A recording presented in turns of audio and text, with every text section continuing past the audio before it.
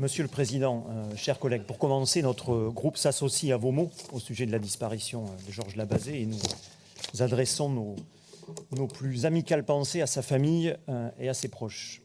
Pour débuter mon propos, je veux commencer par participer à amplifier l'écho de l'appel des 1500 scientifiques qui ont signé une tribune nationale voici quelques jours pour inviter les responsables politiques, quelle que soit leur sensibilité, à enfin regarder avec lucidité la situation et prendre, je cite, la mesure des grands bouleversements en cours et à venir, qu'ils concernent le climat, la biodiversité ou les pollutions. Le désastre et le drame qui viennent de frapper, par exemple, Madagascar, sont une nouvelle preuve de l'intensité et de la fréquence grandissante des phénomènes extrêmes, qui frappent par ailleurs celles et ceux qui ne sont pas responsables du changement climatique. L'injustice est totale et nous souhaiterions que la région Nouvelle-Aquitaine déclenche une aide d'urgence, signe de solidarité avec le peuple malgache. Ces 1500 scientifiques dont je parlais à l'instant pointe avec inquiétude l'écart abyssal qui existe entre la gravité de ces enjeux et la place que ces sujets occupent dans le débat politique actuel. Cette prise de parole inédite de la communauté scientifique, notamment par le nombre de scientifiques engagés dans la démarche, intervient seulement quelques jours après la publication d'un autre rapport international qui démontre que les efforts de conservation classiques, tels que les réseaux d'air protégés, les plans de sauvegarde ou les mesures de restauration, ne seront absolument pas suffisants si nous ne transformons pas notre système de production en réduisant massivement les subventions aux activités les plus polluantes. Dit autrement, point de salut, si nous ne conditionnons pas réellement les aides publiques, pas d'issue si l'argent public continue d'être octroyé sans contrepartie sérieuse en faveur de la protection du climat et de la vie sur Terre. L'occasion pour nous, Monsieur le Président, de rappeler une nouvelle fois notre souhait de voir la majorité initier un vrai travail de fond autour de la conditionnalité des aides régionales. Depuis des années, ce travail est soit repoussé, soit enlisé dans des groupes de travail qui n'aboutissent sur absolument rien de concret. Ce début de mandature est le moment ou jamais pour engager pleinement ce travail de mise en cohérence des politiques publiques régionales et nous espérons que la révision du SR2I marquera enfin un début de travail sérieux. Vous allez me dire que les aides régionales sont déjà conditionnées, mais les critères actuellement retenus sont si larges, si peu précis et laissent une telle marge de manœuvre qu'en réalité ils sont inopérants. En effet, à chaque commission permanente, le scénario se répète. Pour ne prendre que quelques exemples récents, parmi le flot de dossiers d'aide aux entreprises que nous voyons défiler, se glissent des groupes pétrogaziers, des producteurs de pesticides ou encore des spécialistes des yachts de luxe pour oligarques russes. Comment comprendre que notre utilisation de l'argent public soit si déconnectée de la crise écologique et des besoins de notre population? Il nous semble urgent de revoir la façon dont nous intervenons dans l'économie. Cette plénière est aussi particulière car le vrai premier budget de la mandature est mis au vote. Ce premier budget doit donc donner le là et être un budget d'impulsion et d'ambition. Maryline Forgeneuf en parlera tout à l'heure, mais d'ores et déjà, ce budget envoie un terrible signal en affichant rien de moins que des lourdes baisses des dépenses d'investissement pour l'eau, le littoral, la biodiversité et les parcs naturels régionaux. Des lignes budgétaires qui semblent jouer un rôle de variable d'ajustement. Si le pilier transition énergétique et écologique de votre budget tient encore debout, ce n'est pratiquement qu'en raison des dépenses liées au TER.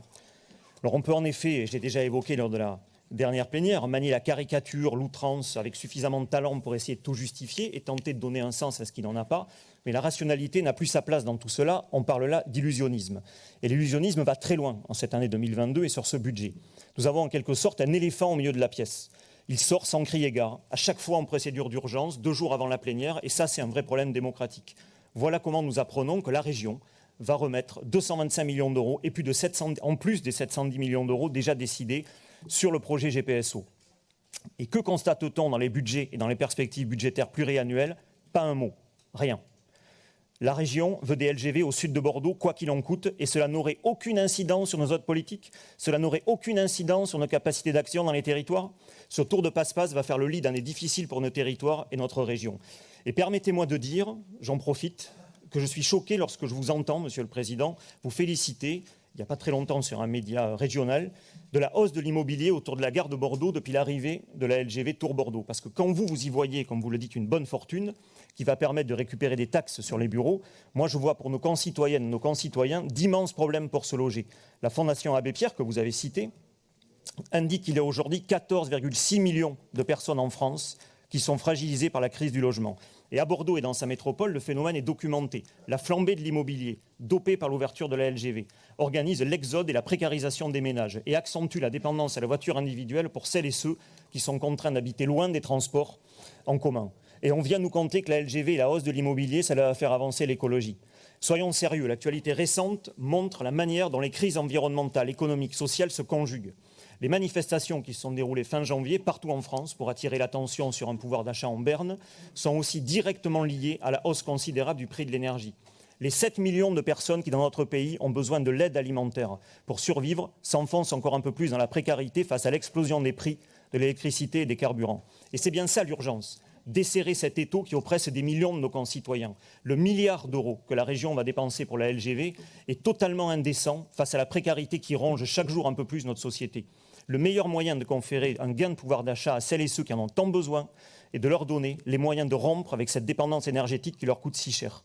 Et cela suppose de porter avec beaucoup d'ambition des politiques publiques qui visent la sobriété, la sortie des énergies fossiles et qui offrent des alternatives à la voiture pour les territoires les moins bien desservis. C'est bien le quotidien des néo-aquitains que nous devons porter, sur lequel nous devons porter notre attention. Focaliser l'argent public sur des projets de la démesure, comme la LGV, revient à s'adresser uniquement à la France qui va déjà bien. Et pour le dire sans détour, le périmètre politique de la majorité de circonstances qui va permettre à ces financements d'être votés en dit par ailleurs très long sur la perte de repères d'un certain nombre de familles politiques. Comment pouvez-vous penser, chers collègues, ne serait-ce qu'une seule seconde, que dépenser près d'1 milliard d'argent public dans la construction de cette ligne à grande vitesse va améliorer la situation de celles et ceux qui souffrent au quotidien et qui attendent de nous des réponses. Alors que nous traversons une crise sanitaire et sociale inédite, que des millions de gens ont des difficultés à satisfaire des besoins de base, le signal politique que nous envoyons est désastreux. Et ce premier budget du mandat et cette première plénière de l'année, et au-delà du seul dossier LGV, devraient nous permettre de discerner et d'appréhender un cap. Nous avons besoin de savoir quel est le chemin que vous avez choisi pour réconcilier la fin du mois et la fin du monde, pour reprendre une formule maintenant bien connue.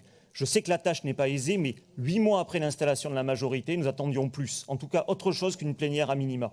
Ce que nous ressentons et nous le regrettons, c'est une grande difficulté à imprimer le changement et la transition. La région doit être capable d'expliquer avec beaucoup de clarté sa méthode et pour piloter le changement. Comment on y va? À quel rythme? Qui va gagner quelque chose à court terme et qui va être impacté? Et à cela indiquer les compensations. Là encore une fois, vous allez me répondre, feuille de route Néo-Terra. Mais nous n'avons même pas les moyens de savoir si les politiques régionales menées fonctionnent. Nous avions posé des questions précises à l'occasion de la plénière précédente et elles étaient restées sans réponse. Des questions pourtant simples. Depuis le vote Néo-Terra en 2019, l'achat de pesticides au niveau régional a-t-il stagné, baissé, augmenté? Ce suivi serait d'autant plus utile à un moment où une étude relayée voici quelques jours par le journal Sud-Ouest révèle que, par exemple, que la Charente-Maritime est le département français le plus gros consommateur de glyphosate en 2020, en affichant une hausse de 44% par rapport à 2019. Autre exemple, depuis 2 ans et demi, depuis le vote de Néo-Terra, les gaz à effet de serre de la région ont-ils augmenté, stagné, baissé? Si oui, dans quelle proportion? Est-ce qu'on est sur la bonne trajectoire? Les mots et les éléments de langage, la rhétorique ne suffisent plus. La trajectoire sur laquelle nous sommes engagés actuellement en Nouvelle-Aquitaine est-elle compatible avec l'accord de Paris sur le climat et la préservation de la biodiversité? Aucun obstacle technique justifie l'absence de réponse à cette question. La région et l'État disposent des données au travers des différents organismes et des agences régionales. Nous avons besoin d'un suivi régulier et c'est le sens de l'une des motions que Vital Bode présentera tout à l'heure et qui, je l'espère, sera accueillie favorablement. Enfin, toujours pour faire écho à l'alerte des scientifiques que j'évoquais au début de mon propos, qui s'évertuent à expliquer que nous devons tenter autre chose, faire autrement, aller plus loin, nous avons fait le choix de nous pencher sur des initiatives politiques ambitieuses et audacieuses prises par des régions ou des provinces aux 4 coins du globe. Plusieurs d'entre eux travaillent pour donner de nouveaux droits à la nature. En Inde, en Nouvelle-Zélande, en Amérique du Sud, par exemple, des travaux avec le soutien d'équipes internationales sont menés pour donner de nouveaux droits juridiques à des écosystèmes naturels aujourd'hui menacés. En France, la Corse s'est également saisie de la question. La Loire est également en train de se doter d'un parlement pour représenter le fleuve. Ce nouveau type d'approche est aussi une manière de reconsidérer l'aménagement du territoire. C'est le sens de la seconde motion que nous avons déposée et Stéphane Trifiletti prendra le temps tout à l'heure de vous expliquer pourquoi nous proposons que la Nouvelle-Aquitaine s'associe à ces initiatives. Et Monsieur le Président, on a besoin d'audace, de courage et plus que jamais de clarté. Et entretenir une forme de confusion autour du cap et du chemin dans lequel vous souhaitez engager la région Nouvelle-Aquitaine serait la pire des options. L'heure du « en même temps » est révolue. Merci pour votre